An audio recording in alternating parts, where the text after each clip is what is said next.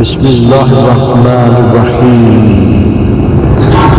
أولم ينظروا في ملكوت السماوات والأرض وما خلق الله من شيء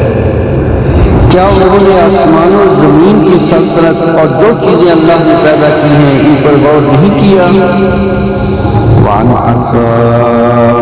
أَن يَكُونَ قَدِ اقْتَرَبَ أَجَلُهُمْ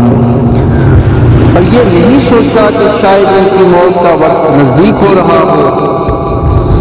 فَبِأَيِّ حَدِيثٍ بَعْدَهُ يُؤْمِنُونَ آخر اس قرآن کے بعد اس بات پر ایمان لائیں گے۔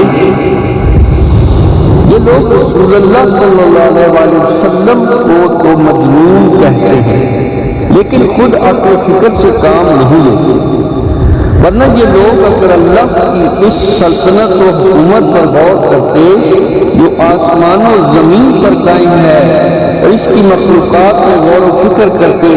تو انہیں رسول اللہ صلی اللہ علیہ وسلم کی تعلیمات کی حقانیت کا علم ہوتا کہ اللہ کے ساتھ کوئی شریک نہیں ہو سکتا۔ کائنات کی وحدت، سلطنت کی وحدت، نظام کی وحدت، خالق کی وحدت پر دلالت کرتی ہے۔ وہ دنیا کی اس ظاہری زندگی کے فریب میں بدمست ہیں، ورنہ یہ لوگ اگر اپنی موت کا تصور کرتے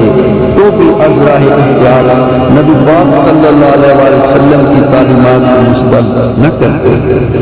قرآن جیسے ملک کو یہ نہیں مانتے تو وہ کون سی ایسی بات ہو سکتی ہے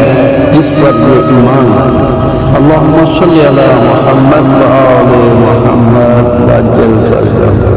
اللہم صلی علی محمد وآل محمد